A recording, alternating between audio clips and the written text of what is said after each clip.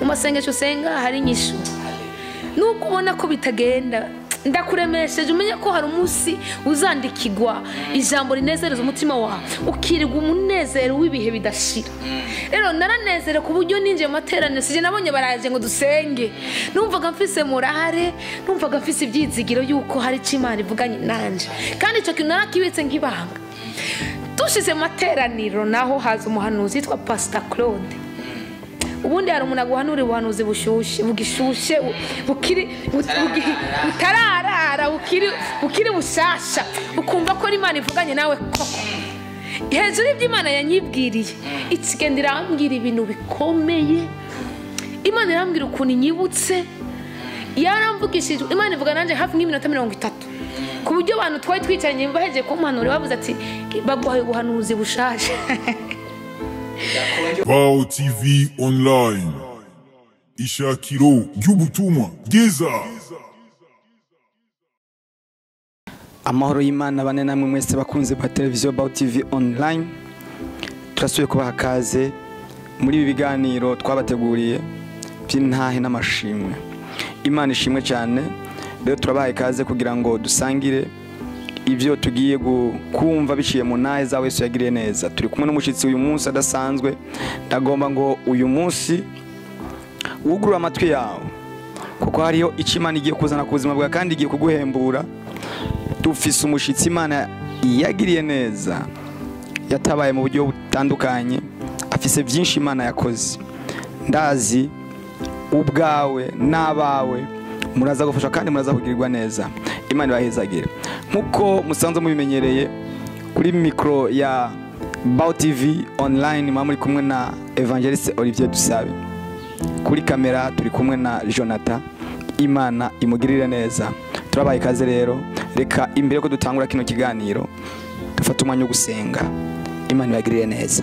Reka dusenga Imana. Umuntu wese aharasenge, ushobora kuri mu modoka, ushobora kuri ku kazi, ushobora kuba uri kuragenda n'amaguru, ahantu hose uri dufatikanye umwanya wo gusenga ducubahira Imana. Data mu izina rya Yesu turagushimiye ko watugiriye neza, turagushimiye Imana ko uri Imana dukunda kandi ufise ko umugambi mwiza. Ivyumviro byawe ni ivy'amahoro kuri twebwe. Turasenge programme yose igiye guca hano, turasenge ijambo tugiye kumva ni ntahe, utugirire neza, uduhezagire mu izina rya Yesu. Amen. Nkuko mejeje kwibabwira muri studio zacu kuri kamera za Bao TV turi kumwe n'umushitsi. Reka tumwe kaze atwibwire kugira ngo tutangure ikiganiro mumaze kumumenya. Imana ibagirire neza. Ndabaramukije na ku mazina yitwa Evangeliste Lydia Ineza. Murakoze kutwakira. Imana ibahe umugisha. Imana ishimwe cyane. Nkuko bivuze murabyumvise, yitwa Ineza Lydia, numuvuga butumwa. Lydia, twagomba ngo tubanze imbere yuko tubandanya iki kiganiro, imbere ko dukomeza n'ibindi twako tukubaze. Uri umukobwa, uri umumama, bimeze gute? Ndacyari umukobwa ariko vuba cyane ndahindura eta civile. Haleluya, haleluya. Imana ishimwe cyane. Atubwiye ijambo ryiza cyane, tubwiye ko akiri umukobwa ariko ngo mu misi mikeya cyane arahindura icerekezo. Haleluya. Arahindura eta civile. Rero reka icyo tube turakivuye ko twagomba tumwe kaze Lydia kugira ngo tuganire. Mbega Lydia, twagomba tukubaze bijanye n'ubuzima bwawe muri rusange kugira ngo twumve ingene Imana igira neza, ingene Imana ifisa ikuru umuntu na Imana igeze uwundi. Mbega Lydia, woba wavukiye mu gakiza, wavutse ukijijwe, canke wagiye kukaronka umaze gukura? Nibyo ukomora mu muryango, ari ibintu bavuga ngo nibyo abantu usanga baronse mu maberebere y'abavyeyi, nawe bimeze gute? Ibijanye n'agakiza wakisanzemwo kuvukira umwana canke wakaronse umaze gukura? Jewe ivyerekeye agakiza navutse mu muryango w'abana bane, ndi umwana wa kabiri umukobwa. Mu gukura kwanje nasanze papa na mama basengera mu ishingiro ryitwa Feka mu Nyakabiga. Mama wanje yari umuririmbyi muri chorale, na papa wanje yari umusenzi nyene asenga nyine urazi by'abagabo ni dimanche gusa. Hama nisanga nanje ndi musi iburongozi bwabo batwigisha Sunday school. Ako je nakundaga kurikira abandi bana bo mu rupangu, je nisanga ndi muri Sunday school yo muri Anglikani. Kandi abavyeyi nico gihe nibigeze banyangira, baranshigikiye, tukakunda kujana n'abandi tuvukana. Mu nyuma tumaze gukura je nko muri Anglikane ndaririmba muri Sunday School Anglikane yo mu Nyakabiga ndarimba muri Sunday School turimbo twiza nyene tw'abana ibintu bikagenda neza hama niho hantu nakuze mbona ico abavyeyi bakunda nico cyatumye nanje nkurikira ibyo bakuriyemo cyangwa ibyo batweretse mu buto bwacu nisanga nanje narakurikiye Imana nkiri mutoya. Imana ishimwe cyane atubwiye yuko yakuze asanga mama wiwe ari umuririmbyi papa nawe yarasenga rimwe na rimwe nkunze kubona abantu iyo bakuriye mu gakiza agakura kijijwe abone babo basenga hari gihe atabiha agaciro amaze kugera mu myaka y'ubuyabaga ugasanga nta gaciro bihaye wewe wabigumyemo kuvukiri mutoya kuvugeza mu myaka y'uadolescent umaze gukura byagenze gute wabibayemo ntibigeze bigabanuka muri wewe kuko jewe navukiye mu Nyakabiga ngaye Bujumbura nyene gira harimo nabona bo bakinyibuka hama maze gukura ngeze aho nanje numva kumengo nkeneye gusenga papa akambwira ati tuje turagenda gusenga byabaye ngombwa hari gikorane cigeze kuba muri 2007 ndavyibuka mu 2007 kuri ETS Kamenge umukozi w'Imana ni gitwaza yari yaje kugikoresha hari amabisi atwara abantu mu Nyakabiga mu Bwiza amakartie atandukanye harimo amabisi amakwasteri ya gusa ndasaba nari muri mengo nari niga primaire 6e ndibaza mu myaka ngiyo niba atari 7e sinibuka imyaka nariko ndijamwe ariko nari ntangwe kuca ubwenge numva ko nanje hari ibyo nkuriye nanje kwiremera peut-être mvuga nanje ndashaka kumenya Imana atari Imana ya badata yonyene ndashaka nanje kumva ko agakiza nanje no gafata nk'akanje cyo gikora ndakijamwe niho nakijijwe 2007 niho nace nkizwa ndavuga bwa kabiri ishenge nace numva rero nobandanyamo niyabaye ikiba Anglikane nace nisanga ndi muri Gerizonde zame mu Nyakabiga niho hano nabatijwe n'umubishop witwa Manase niwe yambatije je mbatizwa muri 2009 niho hano rero nace ntangura mu nzira z'Imana zo kumva ko nanje noba umwe mu bakorera Imana ego. Imana ishimwe cyane avuze ngo mu 2007 nico gihe yumvise ko yinjiye mu gakiza nico gihe yumvise ko ubibayemwo rero birashoboka ko umuntu ashobora kuba birimwo ariko atarabisobanukirwa neza akabikuriramwo akabivukiramwo ariko atarabisobanukirwa neza yego urashobora kuba uri mu kintu utaritahura kubera iki uje mu mwanya utariwo cyangwa uwagisunitsemwo n'abandi peut-être amarangamutima ariko hariho ingingo ufata nk'umuntu afise ubwenge ukavuga ngo harageze ko nanje mfata umurongo mwiza ubwana bwaguvuye mu mutwe nawe umaze kubona kumengo nawe urakuze iby'agakiza umaze kubimenya umaze gutahura Imana umaze kuba kumenya icyaha icari cyo umaze kumenya ko Imana ikunda n'Imana indakunda niho hano naciye mfata decision umutima wanje baravuga ati abantu bashaka gukizwa ndavuga je nahora ngendera mu gakiza k'umuryango nahora ngenda ariko papa mbwiye ngo ja gusenga nahora ngenda ariko mama mbwiye ati abandi baragusize muri repetition ariko nageze hano mvume ngo nanje ngiye kuza ndibwira ndafata decision yo gukizwa ku giti canje niho naciye nkizwa muri 2007 ni kuvuga ko ubu turi mu 2021 haraheze imyaka irenga 10 hafi nine Imana ishimwe cyane rero twagomba ngo tubandanye ico gihe wakoranye n'abavyeyi mbega abavyeyi bawe n'ubu baricariho muri cari kumwe muri cabana bimeze gute ubu abavyeyi banje umwe ni wariho papa yarapfuye mama ni wasigaye nawe ntituri hafi na hafi ariko turakominikana nawe aracasenga nuko imyaka imutwaye aracasenga ego. Mama wawe uvuze ko bavukiye Bujumbura nawe ari ngahe Bujumbura nyine hafi canke oya ntari Bujumbura ari mu ntara mwari Bujumbura yagiye kwisanga gute yageze haragezeho ubuzima bugorana bice bisako dusubira ahandi atari mu gisagara ca Bujumbura bivanye n'ubuzima nyene murabizi hari igihe ubuzima bugorana uyu munsi vyase je bigakunda ico gihe dusa nk'abakinjiwe gatoya igisagara kubera imibereho itari imeze neza ariko mu nyuma Imana irabisobanura kandi sura kwisanga kandi ndi mu gisagara ca Bujumbura. Ndumva n'urugendo rurerure mwaraduze musubira ruguru muja kuba ruguru newe vyagenze gute kugira ngo wisange wagarutse mama wawe asigaye hariya nawe wisanga wageze wasubiye ni Bujumbura ubwo rugendo rwage havuye rugenda gute ko urumva nta bavyeyi bari hano byagenze gute hari mu mwaka wahe igihe wawe usubira kumva kongera kugaruka hari igihe twe twavanga i Bujumbura twaci tuja kuba handi hantu ubuzima butari bworoshe kandi urabona umuntu yavukiye i Bujumbura hari ubuzima badapfa kuyadaptamo gutyo nyene hari mu 2010 2010 niyo twavuye ngaha cyo turagenda ariko jewe kuko amashuri yaho hantu birananira imibereho iranka jewe ndakarirwa n'imbeho iya ndahantu handi imbeho nguma ngwara umusonga uca wirabura turavye kuyo nzobe yawe ugiye mu bintu by'ahantu hakanye usanga ibintu ntibimeze neza ariko Imana ifise ukuntu igenda ibitunganya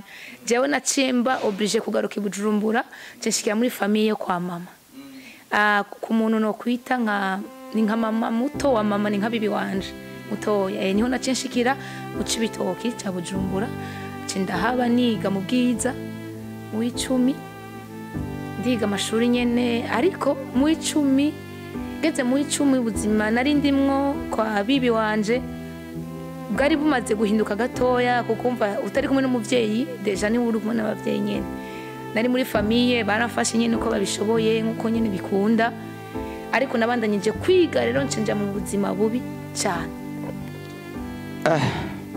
ngo yabandanije kwiga ishure ryo y'amashuri tubona wibuka nka diplome wabandanije kwiga nabandanyije kwiga amashuri ya diplome asanzwe humanité ncenje mu 10 ndiga harashikaho aho nashikiye bakaza barandihira Minerval ariko mu nyuma barambwira ati kuko papa yaciye apfa 2011 niho papa wanje yaciye apfa maze gupfa mbona rero ubuzima ko bwanse rero ndavuga ati hano ahora mbona ko noririye mbona ko mengo bitazokunda uko kenshi umwana agira ivyizigiro byiwe abishira ku muvyeyi wiwe niko twakuze tubona nta ushobora kubura ikintu papa wahari cyangwa mama wahari rero mu gihe ukibafise ifoko ubitwara ko neza kugira ngo akomeze kubera umugisha ngeze mu 10 papa maze gupfa ubuzima buciburanka famille kirasa nkihindutse barambwira ati ntibazosubira kundira amashuri ibintu biragenda birancanganya muri iki gisagara ariko hari ikintu cyabashije kumfasha mu buzima bwanje bw'urugendo rwose nakunda kugira ibanga cyane niwamenya ko nariye niwamenya ko nshonje niwamenya ko mbabaye niwamenya ko nezerewe byari ibintu nafashijwe n'ijambo riri mu gitabo cya Bibiliya rivuga ngo umuntu wese yikore musaraba w'imisi yose ico cyatumye ngira courage y'ubwo buzima nubwo butari bumeze neza ariko bwamaye courage yo kubandanya ndiga mu buzima butari bworoshe ndabura ama Minerval bakanyirukana bakunze kunyirukana kenshi nkirwa mu isoko mwijabe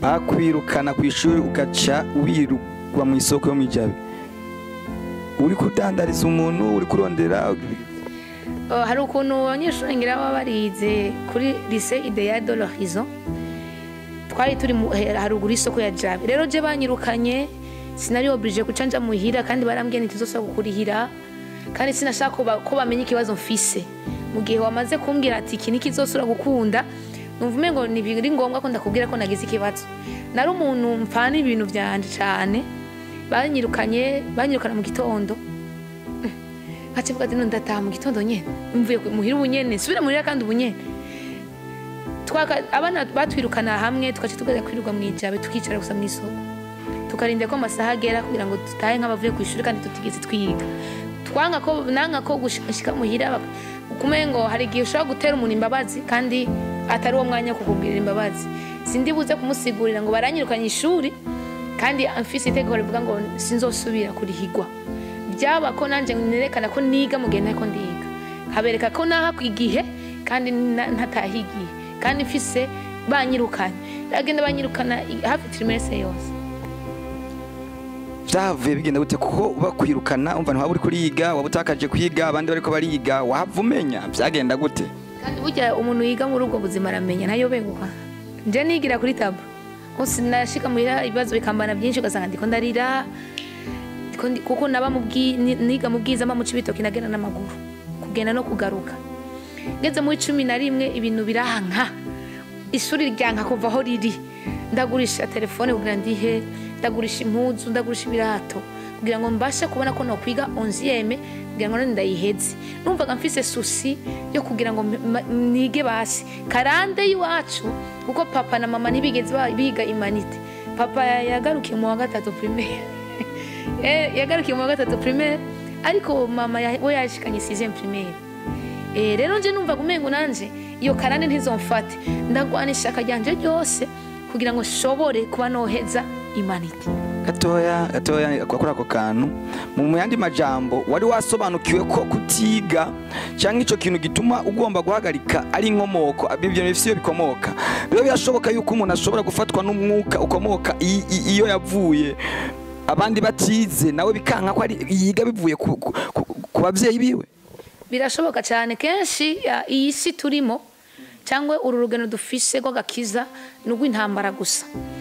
Kenshi iyo nta muntu afise ikintu ciwe, umuntu afise ikintu gisa n'ic'umuvyeyi wiwe. Iyo udasa na papa wawe ugusa na mama wawe. Rero kenshi ibigize abavyeyi bawe usanga biri muri wewe. Kenshi iyo aho batsindiwe kenshi udasenze nawe urahatsindirwa. Rero narabonye muri famille ko batigeze bashika kure, nce mbona intambara zitanguye guhaguruka zishaka kunaniza amashuri yanje ngo ndayahagarike. Ndavuga ati iki kimenyetso gishaka kugaragaza ko nanje nta diplome nogira, ariko kuko nagize iryo hishurirwa nce ndagwanyisha akajyanje byose kuko ubo tuvukana harimo iyo karande yarabatsinze. Abahungu tuvukana babiri banyuma ntibigeze baheza amashuri, wanyuma yagarukiye mu wa gatandatu undi agarukira mu w'umunani. Jewe na mukuru wanje grand sœur wanje n'umudamu niwe twashoboye kuba twoheza ko duheza mu buzima ufise formule ndende, ariko tugashima Imana ko Imana yaduciriye inzira tukabishobora. Bamaze kukwankira ugatangwa gurisha imuzu ugatangwa gurisha telefone, ndibaza warabigurisha ivyo ufise birahera. Inyuma yaho byavuye bigenda gute utagifise ivyo gurisha ndibuka mu mwaka wa 12 ngomba mpeze hasigaye imyaka 2 ndi muri seconde muri gestion de comptabilité. Premier trimestre igeze ndabona ko ibintu byase nta makaye ibintu byose bigenda biraba kale nkaguma kandi aho muhira hano mba nta muntu numwe azi kibazo mfise. Uniforme ziragena ziramperera ko nkaza gusaba bakantiza nkambariza ikigabo nkazihindura mu gikobwa kugira ngo ndabe ku buzima basi bwo koroha. Iki gisagara narigeze kubona kwifuza n'amafaranga 50 ndayabura. 50 Friday y'inoti itarabika ingorongoro narigeze kuyifuza kugira ngo basi ngo namukare muri restaurant ibintu nkobona byaba byanse. Ako namenye ko ari ikintu kiko kiragwanya isezerano ryanje ryo guheza amashuri. Ntibyaciye intege hageze mu 12 baratangura baranyirukana. Ndibuka ko mu directeur wanje yarambwiye ngo izina ryawe ndarirambiwe kuhora ndarivuga Lydia, guhora mvuga Lydia ndarushe. Yambwiraga mu giswahili yarambwira ngo sirudia kabla hujaleta nauli cyangwa utarazana minervare yawe yose. Jewe ndamdihorera amarira kasanga karirame nasoka mu ishuri ngace naha nkihanagura. Igice cya mbere kigira gihere nirukanwa natonda. Je nashenje sanga abanyeshure twigana bagize inama yo kundihira minervare. Hamwe n'umuprofesseur narigeze kumubona mu ishengero munuse kujamo gusigura rya repentance. Sinagize amahirwe yo kumuramutsa. Yari umuprofesseur yigishije economy. Ico gihe banyirukana ariko arigisha kuru ya mbere. Acaja muri groupe y'abanyeshure yo kugira bandire itrimestre yose. Deje muri seconde rero narihiwe n'abanyeshure twiganye jewe. Sanga bandihiye numva ndabirankoze ku mutima kandi aho rero nari no mu murimo w'Imana. Byose wabicamwo ufataye impuzu z'abagabo kazikuramwe iz'abakobwa iyo izo wambara ukore umurimo w'Imana.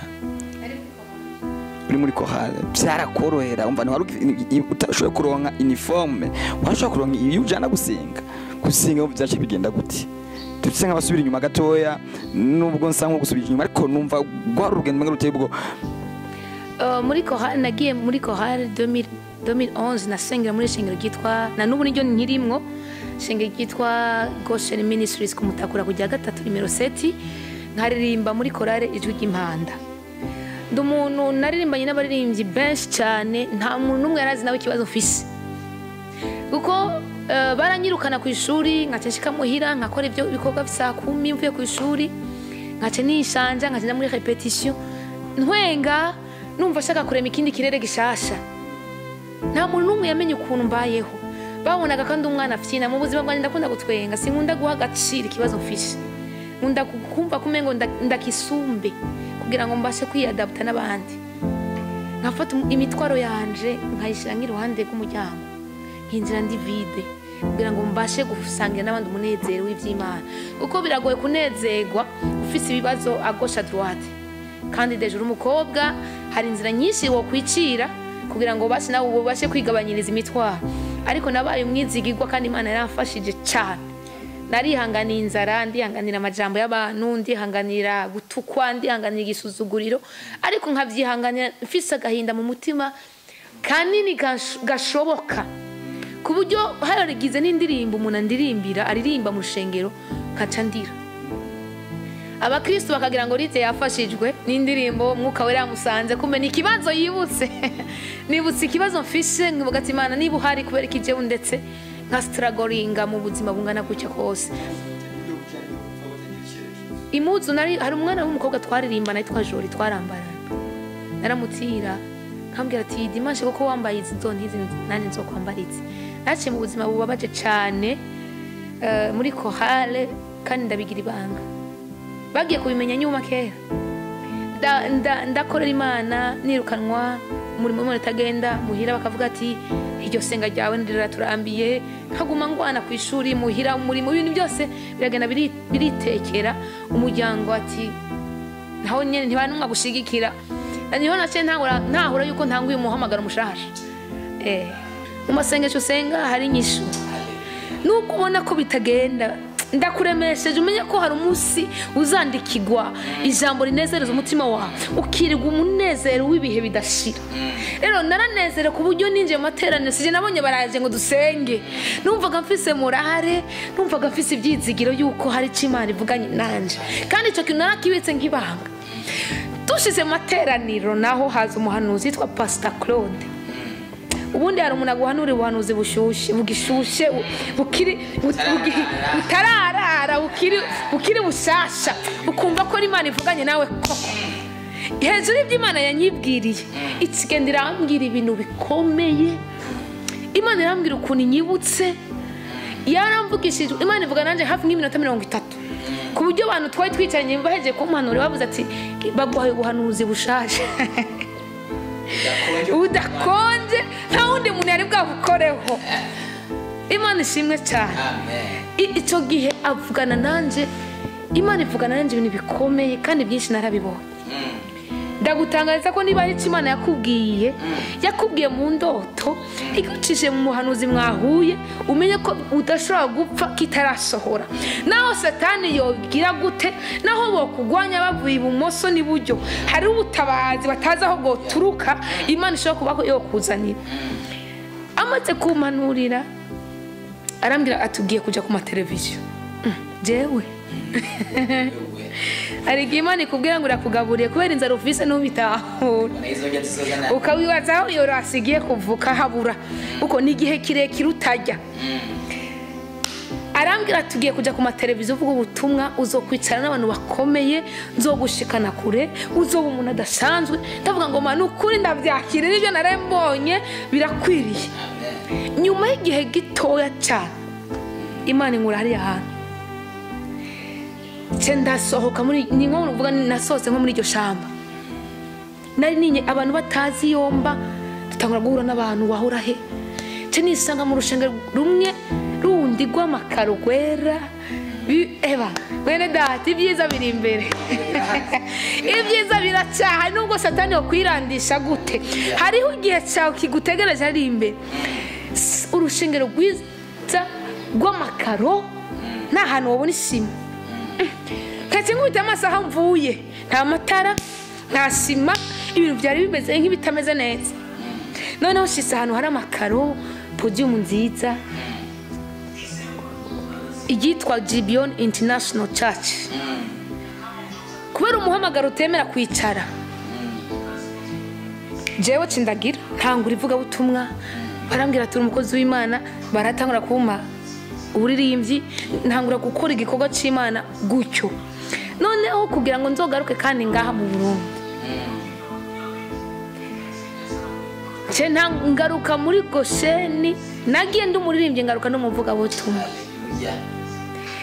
bari bazi ko ndi umuririmbyi ni bari bafise amakuru yanje bahora bumva rizera yagiye rizeba mu rushengero rizegiziki ariko bari bashaka kumenya ukuri kwanje bene aho hantu burya iyo utebanye n'Imana wakira ibintu by'ubuzima burebure sanzwe kuvuga ngo hari umwanya wo guteba utari wenyine ari kuri kumwe n'Imana birasaba kubanza kurekana gutandukana n'abandi benshi kabanza ugafata Imana kwanza ku giti cyawe kuko nkunze kubwira abantu hari ibyo Imana izokubwira muri rusange hari n'ibindi Imana ibishaka kukwibwirira wowe ku giti cyawe kandi kugira ngo wakire ibyo wowe ku giti cyawe bisaka uyegera wenyine ku giti cyawe nawe rero byabaye ngombwa ko Imana ibanza inyifatira jenyine inkura mu kivunga cy'abantu inkura muri bene data na mama inkura mu bashuti n'abagenzi inyicarika mu bandi bantu bashasha ntazi Imana inyigisha ukwiri no kushaka ndayikorera inyigisha gakiza inyigisha kwihangana inyigisha waba wambaye ubusa ukihangana Imana inyigisha umuhamagaro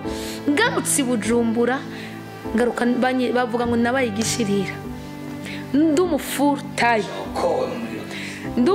time numva nuzuye imbaraga zo gusenga numva nuzuye ivuga butumwa niho muri Gosheni aho nashikiye babone ko nahindutse nabaye undi muntu baravuga ati turashobora kugukwigisha dimanche ndabwira ati nakibaza boba ntibari babyizeye ko no bishobora ndibuka umupasiteri yari ahari ico gihe Majije kwigisha ndigisha kubera abantu barasara ati ntako bikunda rijya tuzi umuririmbyi gisirimba gusa wabaye muvuga butumwa ariko Imana ifise ukuntu itegura umuntu mwibanga kandi burya inyenyeri wavukanye naho yoja igihe kigeze izoseruka isayangana bose bamenye ko hari ico wari utekeye muri wowe rero cyangwa igihe cya Samson avuka Samson ntiyavutse ngo yakire umwuka wera yavukanye umwuka wera indani muri we hari igihe uvuka n'imbuto runaka hari igihe uvukana inyenyeri runaka umuryango wawe ntibabashe kuba boyibona abagenzi ntibabashe kuba boyibona ariko ikazoza guseruka mu gihe gikwiriye bakamenya ko burya nubwo twavukana na runaka atandukanye natwe kuko mu bantu tuvukana uyu munsi nta muntu umwe ushobora guhagarara ku gicaniro habe nubwo yovuga amatangazo ingabire yaguye kuri je gusa ariko wewe uyu munsi ibicaniro uguma bizenguruka urabona nico uhitamo nico reka uhageze aho abantu babanza kugusaba ati urashobora kutubera umuvuga butumwa umushitsi nanje bivanye n'amaprograma mbafise ugasanga ntibikunda ariko ndi umuntu uca bugufi singiraho ngaya singiraho ahantu hose ndahafata kimwe kuko Imana ikorera muri babiri niyo Mana yongera igakora mu bihumbi 10 nasanze ari Imana idahinduka gusa abana b'abantu twe tugerageza gushaka guhinduka rero ngarutse ndakora umurimo w'Imana rero n'uyu munsi uko imisi igenda uko Imana igenda inkoresha niko nisanga ndi ahandi hantu rero aho ngeze uyu munsi ni intambwe ndenda naho navuye kandi naho ndiko ndaja naho ni harehare cyane Imana ibaho umugisha haleluya ndafashijwe cyane ni kuvuga ngo ubwo buzima bwawe rero winjiye neza mu muhamagaro inyuma y'iyo myaka 3 nico gihe ubuzima bwawe bwatanguye guhinduka utangura kwambara utangura gusa neza utangura kwisiga natanguye nace igihe nisanga kuri televiziyo umunsi umwe niho nibuze isezerano nahawe ntangura kubona ndiko ndahamaga ku mateleviziyo ndiko ndigisha mvuga ubutumwa bwiza nisanga mu bakomeye nkuko Imana yabivuganye nanje nisanga ndahantu nyene hadasanzwe ndajya gahaga mbona ngeze capable yo kuba nanje naje mu isoko nkigurira Imana icinzira ubuzima gusa n'ubumeze neza inyibagiza gatoya marira ariko ntibivuze ko nibageho navuye ndahibuka kandi ndahagacira kuko niho hatumye nshika uyu munsi undi muvuga butumwa ngaha mu gihugu cy'u Burundi kandi ndabizi n'ahandi hose turiko turahasatira tuwashikana ubutumwa bwiza ko ijambo ry'Imana ratubwira ati nimugende mubwire abantu bose ubutumwa bwiza abizera bakihana bakizwe kandi babatizwe rero nico gikorwa turi ku uyu munsi kivuga butumwa kandi data aradushoboza twibikagenda neza mina nawe mwene data ufise ubuzima uri kuracamo bubi bugoye butagira epfo butagira ruguru butagira iruhande na hatoya wizera Imana iyagiriye neza rijya ikamugejeje kuri no rugezo uko umubona ntiwomuha ndazi yo twereka ifoto yiwe yakahise dushaka kuba tutovyemera tubonye uko yangana uko yasa n'uyu munsi tuja kuri rya jambo rivuga ngo nta hantu namwe Imana itokura umuntu kandi nta hantu namwe itogeza umuntu. Rero nagomba ngo imbere yuko dusozera kino kiganiro cy'uyu munsi, ico nzi nuko tuzobandanya n'ibindi biganiro, tuzoba tumutumira aze aduha ijambo. Ndagomba ko mu misi iri imbere tuzoganira ku ijambo rivuga ukuntu umuntu yocika karande ziwabo, icyo umuntu yokora kugira ngo acike inkomoko ziwabo, kuba ari umuntu afatwa n'ibyo yakomoka. Rero ko no munsi nagomba ngo tugarukirize ngaha. Imbere ko turangiza gira akajambo kamwe cyangwa amajambo abiri ubwire ko badukurikirana, kuko bahumuriza abari kiri mu buzima bwa bundi buteye ubwoba bubabaje, gira akajambo babwiye kihumure. N'abandi bamaze gutabagwa bafise hano bageze, nawe gira akajambo babwiye. Ikintu nobwira uwo turi kumwe cyangwa udukurikirana ni cyane nuko nakubwira ngo Imana si umwana w'umuntu ngo ibeshe, kandi si umwana w'umuntu ngo izokwicuza icyo yavuganye nawe. Ntacyo bitwaye ho vukira, ntacyo bitwaye amashuri ufise. Ana amaze kuronka umwana yaravuze ati nije wa mugore, nje gushima kuko wampaye icyo nagusabye. Mu yandi majambo bishatse kuvuga ngo nahuru uyu munsi byoshoka ko Imana yohagukura. Icyo nokubwira nuko ni Imana ikura hasi ishira hejuru, ni Imana ifata ibidashoboka ikabihindura ibishoboka, ni Imana ituma ibidakunda bikunda. Nasanze ari Imana ituma imwe itegeka ibyari byaranse bikaza gukunda, kandi mu gihe cyawe ibitakumvira bigomba kukumvira. Nasanze ari Imana yihariye, ni Imana ifise ukuntu ikora umwana w'umuntu adashobora gutahura. Ushobora kurarurira nk'uko Yobu yabivuze, ukararurira uboroga ntawo gutabara, ariko igitondo cyaca ugasanga uvyukanye impundu. Abantu bakibaza se bigenze gute? Kumbe gukora kw'Imana kuyobeye abana b'abantu. Umuntu wari mu buzima asa nkaho umengo ntibimere neza, ndakubwiye ati komeza urugamba, impera iri imbere. Kandi uwisunze uyu mugabo yisunze umugabo adahemuka. Hallelujah. Ntabwo Imana ishobora kukwanga kuko ngo bakuvuze. Iyo Imana yumva amabwire twebwe ntitwoba tukiriho. Iyo Imana ivuga ati ukuntu bavuga arijya gutandukana no Imana imvuga. Niyo mpamvu rero nuha agaciro amajambo cyangwa ibihurimo, uha agaciro ijambo Imana yavuganye nawe. Inzara Imana irayimara, ubusa Imana irabwambika, amaboko yakuretse Imana ifise andi maboko izana utaza havuye. Twagiye tubona Imana idutabara aho twagari tugiye kumaramarira, twagiye tubona Imana ituzura aho twari tugiye gupfira, twabonye Imana iduteturura itwambika twari tugiye kwamarira ubusa. Mwene data niyumve ko isi iguheranye, ariko haracariho ibyizigiro ngo naho igiti cyotemwa, naho umushatsi wamwowe haracariho ibyizigiro ko umushatsi usura kongera kandi kongera gute ukamera. Haracariho izindi mbaraga kandi mubiringiye Imana. Wowe ntucike umutima, ntusubire inyuma, ntubivemo, komeza. Iryo shuri rigiye kurangira, haracariho diplome z'Imana, haracariho kugira neza kw'Imana, haracariho ibyiringiro kuba yizera. Yemwe mwene data muyikorera, haracariho impera. Usibye guhembwa mu ijuru hano ku isi, haracariho ineza y'Imana. Denda kubwira ati ngo ntucike intege, ntubivemo kuko ugira urushike.